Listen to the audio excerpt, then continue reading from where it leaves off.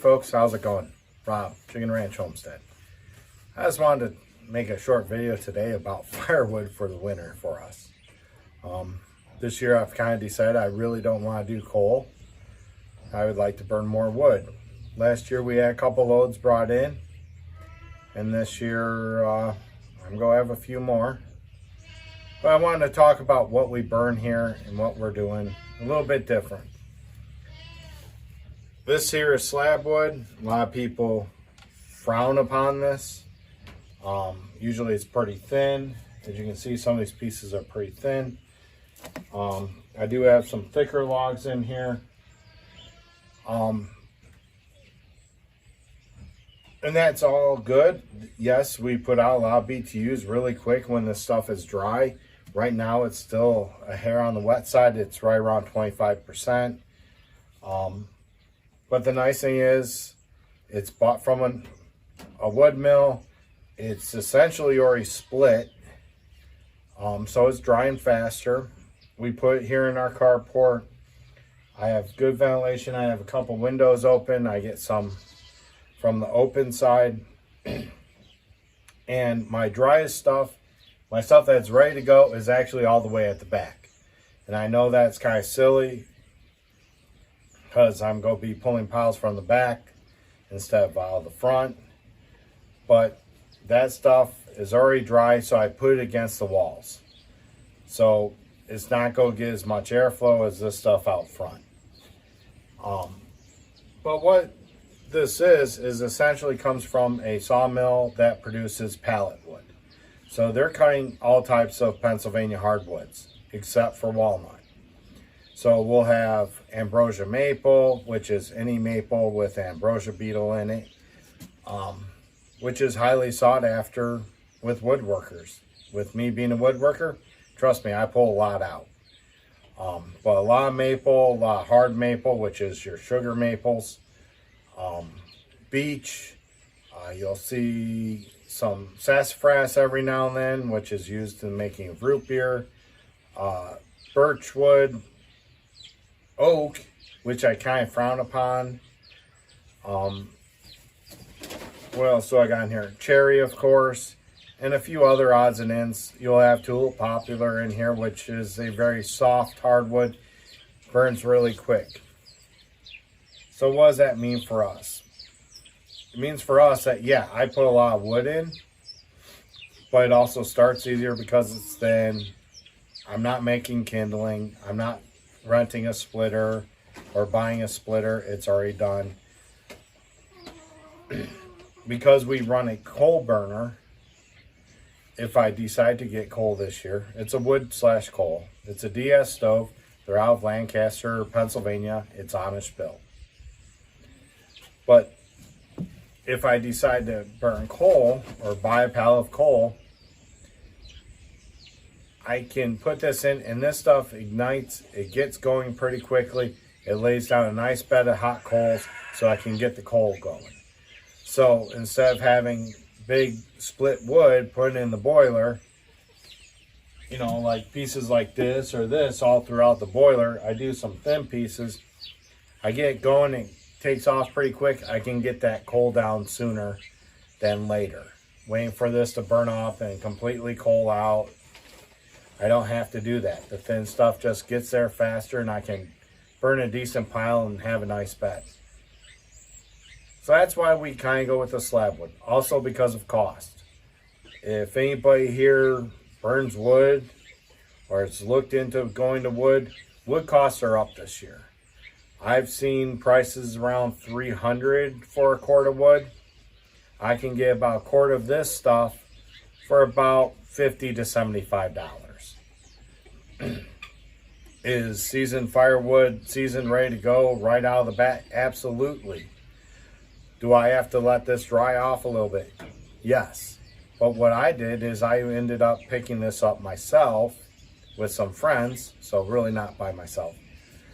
But for $100, we got 2 dump trailer loads, which is like a Mort's type dump trailer, 8x10, has, you know, 2x10 sides on it, so it can hold a decent amount of wood. probably just short of a cord. And where I can order a cord from a guy, he's going to bring a dump trailer. I don't know it's a cord of wood until I stack it. And a lot of people around here won't jip you, but a lot will. They'll say, hey, here's a cord of wood, cord of wood. No, that's just a face cord. I'm sorry, 16 inches deep, 4 foot tall, 8 foot long. And that's a face cord. Well, some people advertise that as a cord around here. And they're just trying to get gullible people, people that don't know. People are trying to go wood. And they'll sell it at a premium price. It's like there's certain YouTube channels out there. They sell a premium bundle of firewood. They sell it for a reason. Because they get more for that little amount of wood than they do out of a cord of wood. And it pays off for them. And I get it. But this is what we'll be burning this year. I have cut down some trees. I got some tops to get. So this should last us. Right now, I'm just short of about a cord and a half. It really is probably about 2. What I have a pile over here. Let's see. I got a chicken on it. That's great.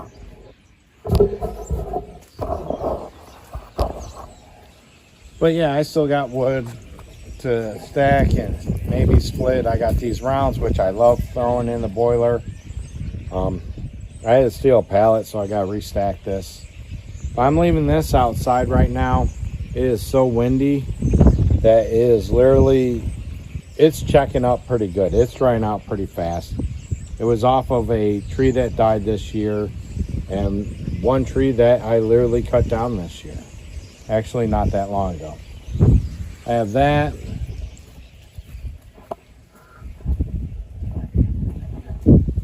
Then I still have all this to go through. I got to cut this up. Yeah, there's some thin branches, but I like starting with that. And we go from there. I'll come into 16-inch rounds. I probably will not split them. I might split them in half at least. But then I have that. Plus, I still have all this slab wood, which this stuff is dried, ready to go. This is what I'll start burning first. But I got to cut this up with the MS 180, and now we'll get that cut up here shortly. But I already have about 2 face cords cut. So yeah, that's what we got for wood this year so far. I've kind of calculated some things. I have a number in mind. I should be able to get to that number. I'd like to have 6 cords of wood this year. I'm sure that I will have the ability to get 6 cords of wood. Is it all going to be dry in time? No. Usually when you do get the slab wood, they give you a lot of red oak. And if anyone burns red oak or watches channels about red oak, it takes like 2 years to dry. A lot of this stuff was already cut, sitting on a deck, and then they'll cut it at the sawmill. So it had a little time down in drying, but it's non-existent. You can't even calculate it. So when we did get this last load, that's why we were picking everything but red oak. Unless there were some really nice slabs, I would get the red oak, and I'm like, I'll burn that next year. But I got tops over at my neighbor's house, hopefully. He said I could have some. Our dairy farmer gave us a tree, which some of that was right out there that you saw. There's still some left. That tree was cut down, I believe, last year. So it's kind of already on the dry side. It's probably right around 25, 22%. And we just need to get the wood down to 20. That's where it starts becoming efficient. I'm not spending so much energy getting the water out. I'm actually putting out BTUs and heat. But I'll put a video out sometime shortly on the DS stove, something a little bit more. If you watch Lum the Anchors, Al many years ago did one on his DS stove, and his is a wood burner only, and it's just in his basement of his present house. And mine's a little bit different, of course, because it's a boiler. It's got water jackets and a 12-volt system. and I will show that sometime here in the near future. If I can hear my kid coming home. Yep, there's the bus. So I will talk to you later. Remember, like, share, and subscribe. I appreciate all the new subscribers. I'm still trying to hit 25 by the end of the year, and I surely appreciate your help. All right, thanks for stopping by. See you around.